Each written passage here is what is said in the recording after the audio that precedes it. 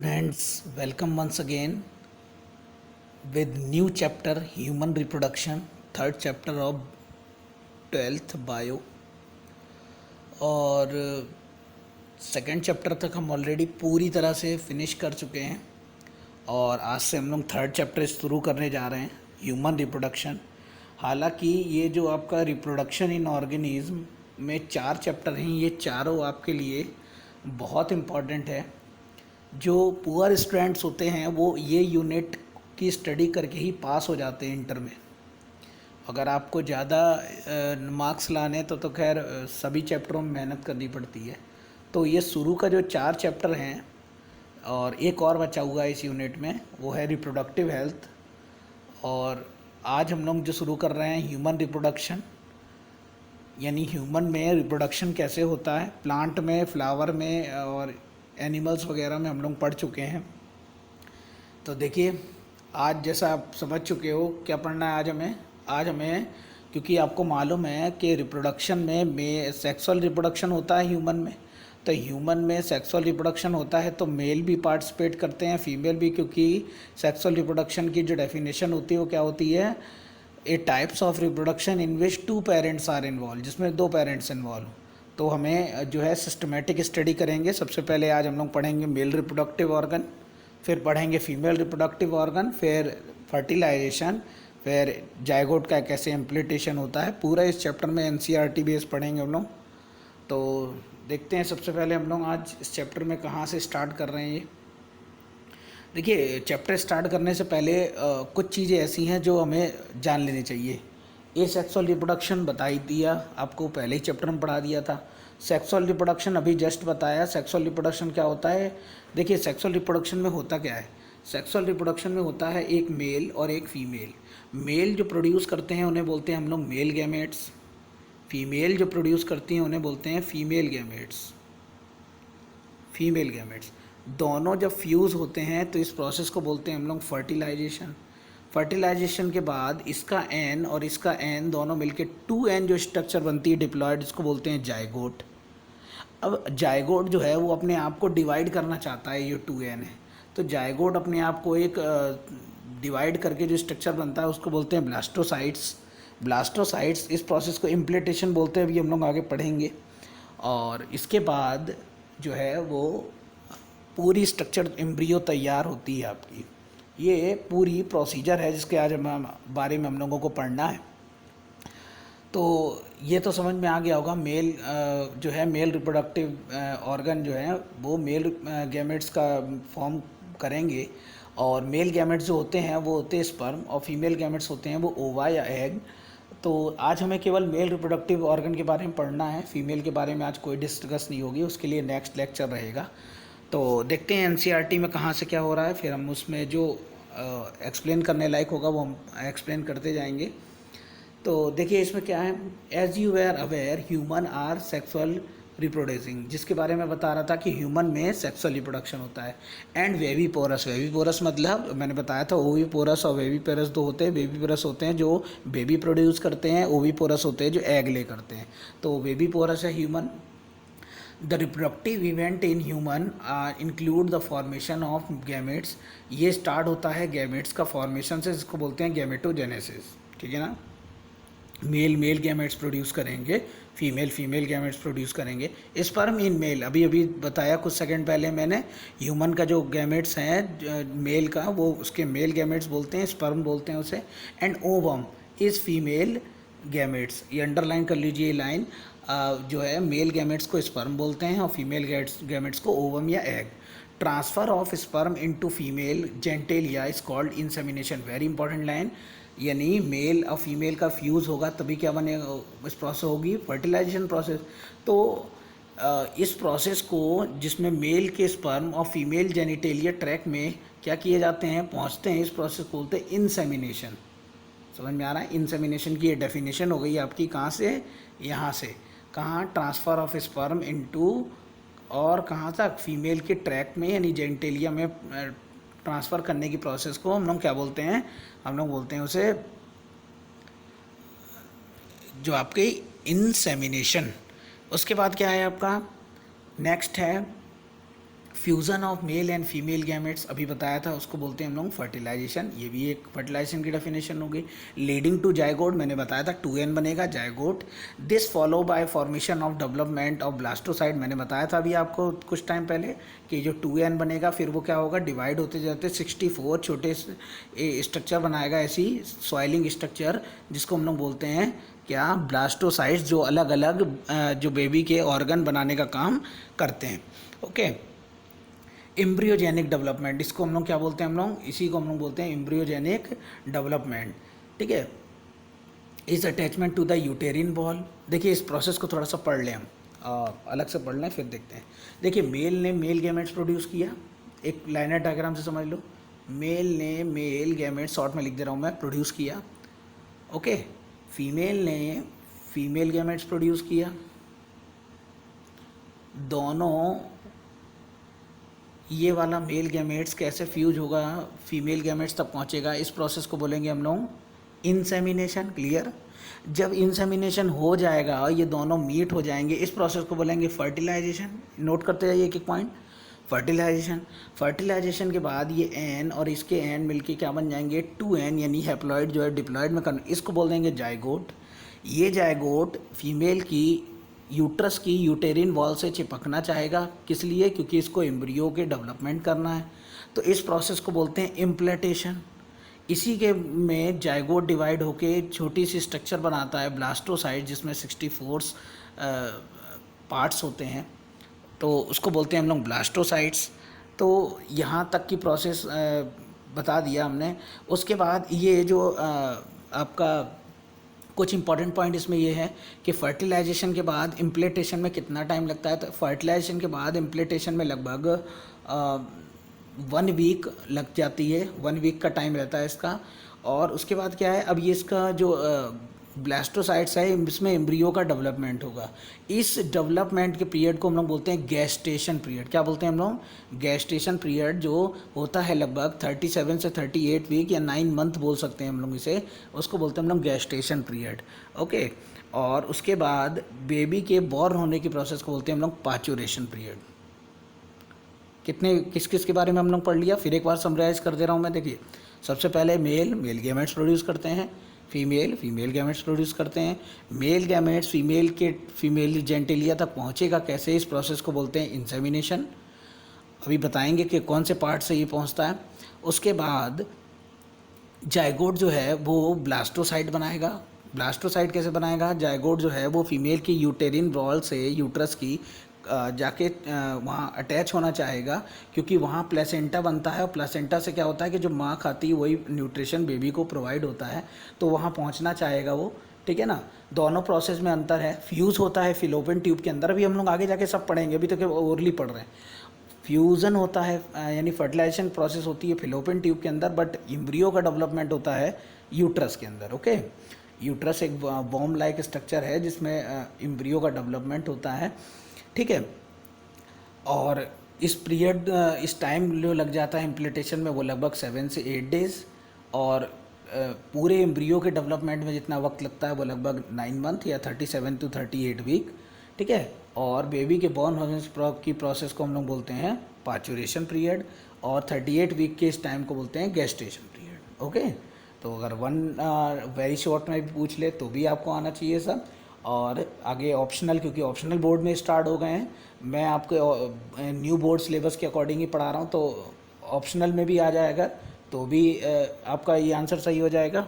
अब देखते हैं एनसीईआरटी में क्या क्या दिया हुआ है। देखिए हम लोगों ने क्या पढ़ लिया, मेल में मेल गैमेट्स प्रोड्यूस होते हैं, फीमेल में female gametes produce. Formation of zygote, the zygote जो है formation develop to the blastocyst बना लेता है, और ब्लास्टोसाइड जो है attachment to the uterine wall, और ये ब्लास्टोसाइड है वो यूटेरिन वॉल से क्या होना चाहती है, अटैच होना चाहती है। एंड क्यों, क्योंकि उसको एम्ब्रियोजेनिक डेवलपमेंट करना है। इस प्रोसेस में मैंने बताया था 7 to 8 डेज़ लगते हैं इसको। एंड एम्ब्रियोजेनिक डेवलपमेंट में कितना जो प्रोसेस होती है इसमें इस प्रोसेस को क्या बोलते हैं हम लोग, gestation period, okay. And delivery of the baby, और बेबी के डिलीवरी को हम लोग क्या बोलते हैं, parturition period. You have learn the reproductive event of occurs after puberty. ये कह रहा है, ये आपको मालूम है जितने भी रिप्रोडक्टिव इवेंट होते हैं कितने होते हैं, आफ्टर प्यूबर्टी। प्यूबर्टी आप 10th में भी पढ़ के आए हो। प्यूबर्टी क्या होता है कि मेल और फीमेल में क्या होता है, मेल और फीमेल रिप्रोडक्टिव ऑर्गन तो बचपन से ही होते हैं आफ्टर बर्न, बट क्या होते हैं वो एक्टिव नहीं होते। तो उनके एक्टिव होने की एक जो एज होती है उसको बोलते हैं हम लोग कौन सी, पवर्टी एज। जो बॉयज़ में लेटर होती है 13 to 16 ईयर, बट गर्ल्स में अर्लियर होती है 10 to 12 एज, ओके। इसमें क्या होते हैं कि आपके मेल और फीमेल में क्या होते हैं, वो जो आपके रिप्रोडक्टिव ऑर्गन होते हैं वो क्या होते हैं, एक्टिव होते हैं। और एक्टिव होने के बाद जो है उनमें सेकेंडरी कैरेक्टर डेवलप कर होते हैं जिससे हमारी बॉडी में। They are remarkable difference between reproductive event in male and female. Male और फीमेल में अलग अलग सेकेंडरी कैरेक्टर डेवलप होते हैं, मैंने बताया, जैसे मेल की वॉइस में फ़र्क होना, हाँ, और बहुत सारे और डेवलपमेंट आते हैं जैसे शेव आना, ये सब मेल में होते हैं। एंड फीमेल में भी बहुत सारे सेकेंडरी कैरेक्टर डेवलप होते हैं। For example started off menarche, menstruation cycle, और भी अदर है, फीमेल वॉइस एसेट्रा, और जो हम लोग 10th में पढ़ के आ गए हैं, तो ये सब सेकेंडरी कैरेक्टर डेवलप होते हैं। और फीमेल में फीमेल गैमेट्स का प्रोड्यूस होना और मेल में मेल गैमेट्स का प्रोड्यूस होना, ये भी पबर्टी एज की ही इवेंट है, ओके।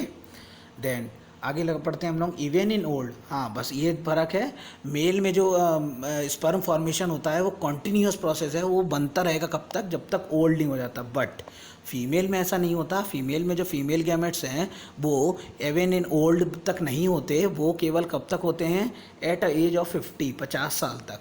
50 ईयर के बाद फीमेल में फीमेल गैमेट्स की प्रोसेस अपने आप क्लोज हो जाती है, यानी अब वो रिप्रोडक्टिव कैपेबल नहीं रहती, okay. And the mail and female reproductive system, इसीलिए हमें क्या करना पड़ेगा, मेल और फीमेल रिप्रोडक्टिव सिस्टम को अलग अलग पढ़ना पड़ेगा। अब हमारा स्टार्ट होता है male reproductive system. Male reproductive system located in pelvis region, male की क्या फीमेल दोनों के प्लेविस, यानी प्लेविस रीजन को बोलते हैं हमारे ये किडनी के नियर प्लेविस रीजन, नीचे की तरफ, okay. In include pair of testis. अब मेल की बात हो रही है तो मेल में क्या होता है, पेयर ऑफ टेस्टिस, मतलब एक जोड़ी टेस्टिस होती है, ठीक है। अभी हम लोग फिगर से देखेंगे। और अलॉन्ग विद, और उसमें कौन सी चीज़ें हैं, एसेसरी ग्लैंड, एक्सटर्नल जेंटिलिया,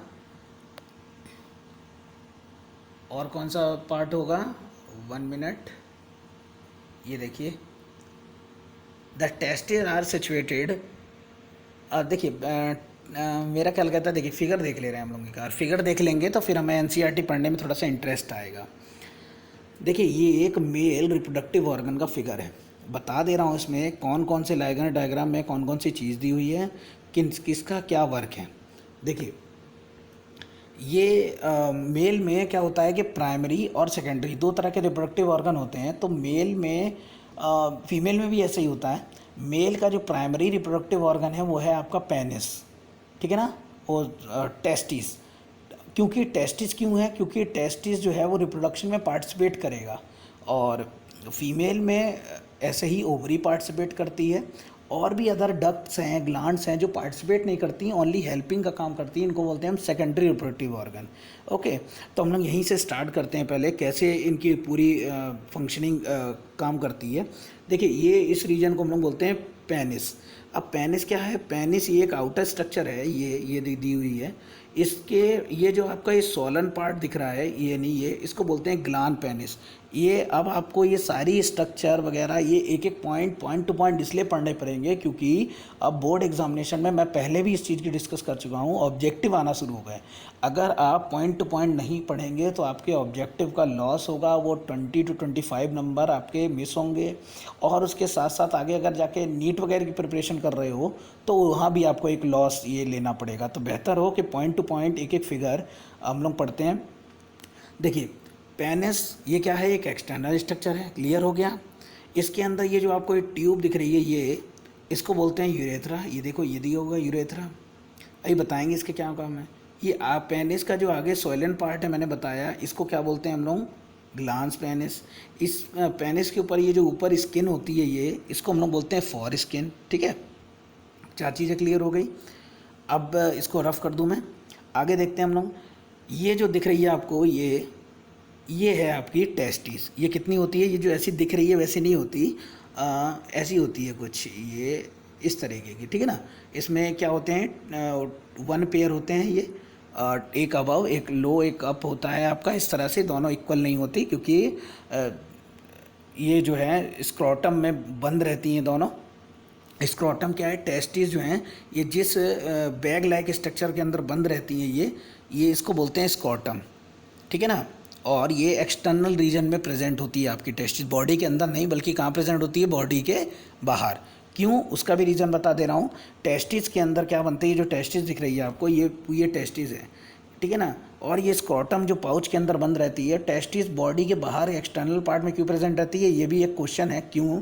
क्योंकि जो आपको टेस्टिस में क्या होता है कि स्पर्म का जो है फॉर्मेशन होता है, ठीक है ना।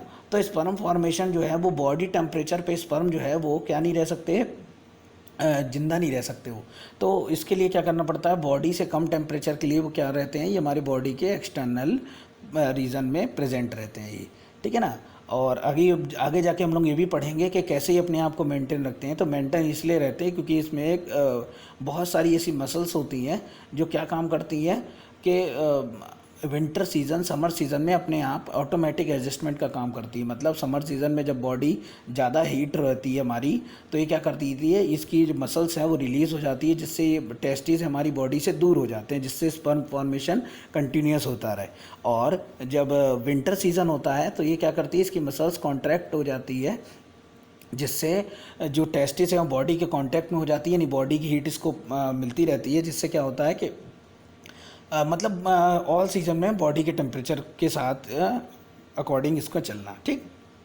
आगे ये क्या आप क्या देख रहे हो, ये जो यूरेथ्रा है, ये क्या हुआ बेटा, ये यूरेथ्रा की बात बाद में करें, पहले हम ये टेस्टिस से जो स्पर्म है वो इसी डक्ट से होते हुए वास्ट डिफरेंस से कहाँ मिल गए, जाके सेमाइनल वेसल्स में, ठीक है। और ये जो ऊपर से किडनी से आई है यूरेटर, ये भी कहाँ मिली, या कि सेमाइनल वेसल्स में। मतलब टेस्टिस से ये जो डक्ट गई यूरेट्रा वास्ट डिफरेंस, ये भी सेमाइनल वेसल्स में मिली, या कि यहाँ पे ये देखो ये सेमाइनल वेसल से दिया हुआ है। और किडनी से जो आई यूरेटर, ये भी सेमाइनल वेसल्स में मिली। ऐसा क्यों? ऐसा इसीलिए क्योंकि ह्यूमन बॉडी में क्या होता है, और दोनों डक्ट के बदले एक डक्ट आई ये वाली है। चाहो तो मैं कलर अलग कर दूं ताकि समझ में आता रहे, ये वाली, ओके। तो ये जो डक्ट है क्यों ऐसा है, क्योंकि ह्यूमन के अंदर यूरिन और सीमेंस दोनों की क्या होती है, एक ही डक्ट होती है। और जो है, हाँ ये बात सही है कि एज अ अरेंजमेंट दोनों का रिलीजन टाइम वन टाइम नहीं होता, ठीक है। तो ये आपकी डक्ट है जो कहाँ से, प्रोस्टेट ग्लैंड से क्या हुई है, अराउंड होती हुई यहाँ पहुँची है। प्रोस्टेट ग्लैंड का काम क्या है, प्रोस्टेट ग्लैंड का काम है न्यूट्रिशन प्रोवाइड करना, किनको, स्पर्म को। कुछ बच्चे समझ बैठते हैं प्रोस्टेट ग्लैंड में स्पर्म फॉर्मेशन होता है, नहीं। टेस्ट कहाँ होते हैं, ये टेस्टीज में होते हैं। प्रोस्टेट ग्लैंड जो दिख रही है आपको, ये क्या करती है, इसको न्यूट्रिशन प्रोवाइड करने का काम करती है। अभी हम लोग पढ़ेंगे आगे ये सब सारी चीज़ें, ठीक है। यूरेनरी ब्लैडर जो यूरिन को कलेक्ट करने, यूरेनरी ब्लैडर, ठीक है। सेमिनल वेसल्स दोनों का जंक्शन पॉइंट, इसके पीछे इजेक्टरी डक्ट होती है, बताएंगे अभी उसको आपको इजेक्टरी डक्ट का क्या काम होता है, ठीक है। इस फिगर को देख लें, यहाँ से थोड़ा मेरे ख्याल से ज़्यादा समझ में आ जाएगा। ये देखिए, ये एक टेस्टिस की वो है, माइक्रोस्कोपिक स्ट्रक्चर है। इसमें क्या दिया हुआ है, देखिए टेस्टिस के अंदर बहुत सारी ये जो स्प्रिंग जैसी ये दिख रही है ना, ये है सेमनीफ्योरस ट्यूब। और इसके अंदर बहुत सारे ये ऐसे देखिए, ये जो इस तरह से ऐसे बंडल दिए हुए हैं, ये क्या है, ये बहुत सारे ट्यूब्स हैं। ये क्या काम कर रहे हैं आपके, इनका काम है ये जाके एक डक्ट में इस तरह से जाके यहाँ एक डक्ट में जाके मिल गए, ठीक है। और जहाँ ये मिल गए इनको बोलते हैं हम लोग रेटे टेस्टिस। ये देखिए ये सारी ट्यूब ये कहाँ मिल के आ गई, यहाँ मिली आके, इनको बोलते हैं हम लोग रेटे टेस्टिस। अब काम क्या है इनका, इनमें क्या होता रहता है, स्पर्म बराबर प्रोड्यूस होते रहते हैं। अब ये बताइए स्पर्म बराबर प्रोड्यूस होंगे, वो डिस्ट्रॉय होंगे नहीं, यूज़ होंगे नहीं, तो क्या होगा, उनकी क्वांटिटी बढ़ जाएगी। तो इस बढ़े हुए स्पर्म फॉर्मेशन को क्या करेंगे, ये रेटे टेस्टिस को दे देते हैं। रेटे टेस्टिस इसको क्या कर देती है, ये ट्रांसफ़र कर देती है वास डिफरेंसिया को। वास डिफरेंसिया क्या करती है, जब इसकी ज़रूरत होती है तो ये इजेक्टली डक्ट जो होती है उसके थ्रू बॉडी से रिलीज़ करती है, जो हम लोग अभी पढ़ रहे थे यहाँ, इजेक्टरी डक्ट। ठीक है, इजेक्टरी डक्ट जो होती है ये इसका इजेक्ट करने का काम है। ठीक है, तो ये स्ट्रक्चर से आई होप सो समझ में आया होगा आपको। ठीक है, और ये भी एक स्ट्रक्चर है, ये आगे अभी वन साइडेड थी, ये दो साइडेड स्ट्रक्चर है। ये देखिए ग्लैंड पेनिस, फोरस्किन, टेस्टिस, ये देखिए यहाँ से ये देखिए रेटे टेस्टिस। ठीक है ना, ये ट्यूबवेल्स हैं, हालांकि इसमें थोड़ा सा वैसा दिया हुआ फिगर, वो मैंने आपको एक जूम फिगर दिखाया था माइक्रोस्कोपिक, वास डिफरेंसिया। और ये जो आपके स्पर्म है वो यहाँ पर पहुँच जाते हैं इपीडाइडमस में। ठीक है ना, यहाँ जाके कलेक्ट होते हैं और जब ज़रूरत होती है तो यहीं से आपको सप्लाई होते हैं। ठीक है, और ये देखिए testis, foreskin, urethra, prostate gland, nutrition provide करने का काम, सेमिनल वेसल्स, जंक्शन पॉइंट किसका, यूरिनरी ट्यूब का, और वास डिफरेंसिया दोनों का जंक्शन पॉइंट। ओके, अब हम लोग पढ़ते हैं एनसीईआरटी, ज़्यादा से ज़्यादा समझ में आएगा आपको। देखिए testis are situated outside the abdominal cavity. बिल्कुल, टेस्टिस जो है वो आउटसाइड प्रेजेंट होती है एब्डोमिनल कैविटी के, और इस पाउच को बोलते हैं स्क्रोटम। हम लोग पढ़ चुके हैं ना, ये स्क्रोटम बोलते हैं इस पाउच को। This help to maintain low temperature, मैंने बताया था ना, बॉडी का टेम्परेचर ज़्यादा होता है, स्पर्म जो है वो डेड हो सकते हैं, तो ये बॉडी के टेम्परेचर से हटके इसलिए अलग होते हैं। ये क्या कर देता है, उससे बॉडी से टेम्परेचर से 2 से 2.5 डिग्री कम देता है टेम्परेचर। ठीक है ना, the normal internal body temperature necessary spermatogenesis, और जो नॉर्मल बॉडी टेम्परेचर जो है वो इसमें कम नहीं होगा तब तक जो है स्पर्मेटोजेनेसिस की प्रोसेस नहीं होंगी। इन एडल्ट टेस्टिस, जो एडल्ट टेस्टिस होती है वो ओवल शेप की होती है, अंडे जैसी, विद इन लेंथ, जिसकी लेंथ होती है 4 to 5 सेंटीमीटर, और चौड़ाई जो होती है 2 से 3 सेंटीमीटर। ठीक है, the testis is covered by dense covering testis about height. तो कंपार्टमेंट बताया ना, 250 कंपार्टमेंट होते हैं। ये वाले बात हो रही है, ये वाले ये कंपार्टमेंट जो हैं वो कितने होते हैं, 250 कंपार्टमेंट होते हैं, जिसको बोलते हैं टेस्टिकुलर लोब्यूल्स। ये देखिए, ये नाम भी दिया होगा। Okay, next, each lobule contain one of 3 highly coil, मैंने बताया था हाईली कॉइल स्ट्रक्चर होती बोलते हैं, जिसको बोलते हैं हम लोग सेमनीफ्योर टेबल्स। क्या काम है इनका, स्पर्म का कंटिन्यूस फॉर्मेशन करना। In the sperm are produce, जब स्पर्म प्रोड्यूस हो जाएंगे, each seminiferous tubes is line inside by 2 types of cell. तो उनमें 2 टाइप की सेल होती है, वेरी वेरी इंपॉर्टेंट पॉइंट। कौन सी, एक मेल जर्म सेल और एक सर्टोली सेल। ये पिछले साल भी ऑब्जेक्टिव पूछा गया था आपका कि मेल जर्म सेल का काम क्या है। देखिए मेल जर्म सेल का काम है माइटोटिक डिवीजन के थ्रू स्पर्म का फॉर्मेशन करना। अगर क्वेश्चन आता है कि स्पर्म का फॉर्मेशन कौन करता है, तो आपके लिख सकते हैं कौन सी सेल, मेल जर्म सेल। तो फिर ये इसका काम क्या है, सर्टोली सेल का। सर्टोली सेल का काम है न्यूट्रिशन प्रोवाइड करना। क्लियर हो रहा है, स्पर्म फॉर्मेशन के लिए माइटोटिक डिवीजन करना ये काम है मेल जर्म सेल का, और उसको न्यूट्रिशन प्रोवाइड का काम करने का काम है सर्टोली सेल का। ओके, ये देखिए नीचे लिखा भी होगा, male germ cell undergoes meiosis mitotic division finally leading to sperm formation, while Sertoli cell, जबकि सर्टोली सेल क्या काम करती है, न्यूट्रिशन प्रोवाइड करने का काम करती है in the region outside the seminiferous tubules. और सेमनीफेरस ट्यूब्यूल्स में क्या होते हैं, बीच बीच में स्पेस होते हैं, इनको बोलते हैं इंटरस्टाइल स्पेस। ठीक है, ये बता दूं मैं आपको, फिगर में दिखा दे रहा हूँ,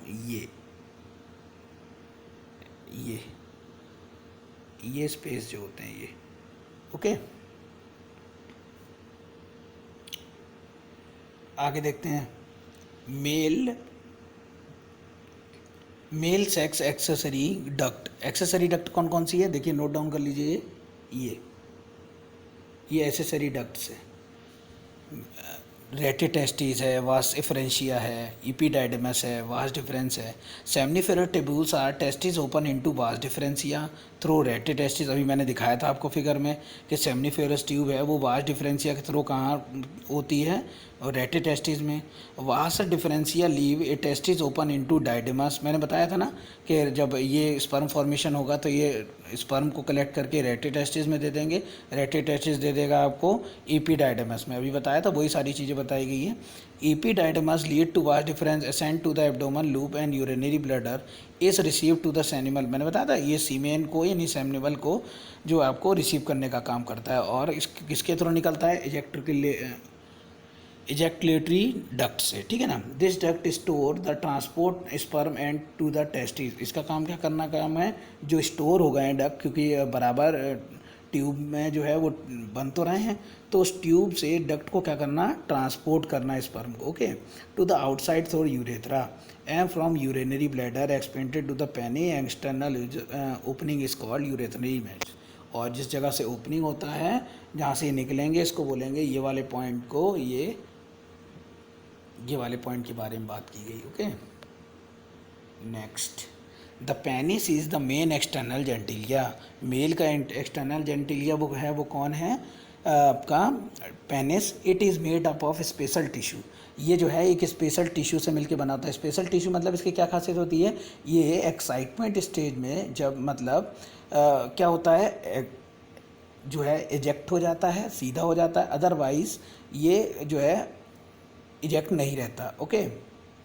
with help to erection to the penis facility insemination. कब, जब insemination the large end of penis called gland penis. अभी बता ही दिया था मैंने आपको, लास्ट पार्ट सोलन पार्ट को ग्लैंड पेनिस बोलते हैं। Discovered by loose foreskin, जो फॉर स्किन से कवर्ड होता है, okay. Male accessory gland impaired seminal vesicles. ये देखिए मेल एसेसरी ग्लैंड में कौन कौन सी आ जाएगी, seminal vesicles, prostate gland and bulbourethral gland, ठीक है ना। Secretion of these gland constitute plasma seminal plasma. Seminal plasma क्या रिलीज करती है, ये क्या काम है इनका, which is rich of fructose calcium and certain enzyme. इसमें इनका काम क्या है, ये रिलीज तो करती है, इनका काम है कि ये क्या करें, ये ल्यूब्रिकेंट का काम करती है। लिखा होगा शायद नीचे, दिस द सीक्रेशन ऑफ, ये देखिए नीचे लिखा होगा द लुब्रिकेंट ऑफ पेनिस। ये क्या है, ये जो है पेनिस के लुब्रिकेंट का काम करती है, ओके। तो मेल रिप्रोडक्टिव ऑर्गन में सारी चीज़ें हो गई। कौन कौन सा ऑर्गन क्या काम करता है, ये देखिए सर्टोली सेल के बारे में दिया है, जो न्यूट्रिशन प्रोवाइड करने का काम करती है। स्पर्मोटो जो है, जो स्पर्म है, और ये बीच के स्पेस हैं, और स्पर्मोटोगोनिया ये एक स्ट्रक्चर है आपकी सेमनीफेरस ट्यूब की। I hope so male reproductive organ में कोई ऐसी चीज़ नहीं है जो आपको ना समझाई हो मैंने। सारी चीज़ें किसका क्या वर्क है, टेस्टिस पूरी कवर हुई, स्कॉटम से लेके लास्ट तक, पेनिस भी फॉर स्किन, ग्लैंड पेनिस कहाँ होता है, यूरेथ्रा क्या होता है, प्रोस्टेट ग्लैंड क्या काम करती है, वास डिफरेंशिया क्या है, दोनों जहाँ इजेक्ट होती है उसको सेमिनल वेसल्स बोलते हैं, ठीक है ना। सारी चीज़ें हो गई। नेक्स्ट जो वीडियो रहेगी हमारी वो रहेगी फीमेल रिप्रोडक्टिव ऑर्गन, ठीक है ना। फीमेल रिप्रोडक्टिव ऑर्गन पढ़ेंगे। मेल रिप्रोडक्टिव ऑर्गन में अगर आपको कोई प्रॉब्लम हुई हो तो आप कमेंट सेक्शन में लिख सकते हैं, ठीक है ना। मेल रिप्रोडक्टिव ऑर्गन आपका ये कंप्लीट हो गया, ठीक है। तो इसे इस तरह नोट करते रहिए, क्योंकि ये सारे एग्जामिनेशन के लिए आपके बहुत सारे इंपॉर्टेंट पॉइंट्स हैं, ठीक है। तो नेक्स्ट मिलते हैं हम लोग फीमेल रिप्रोडक्टिव ऑर्गन के साथ, ओके।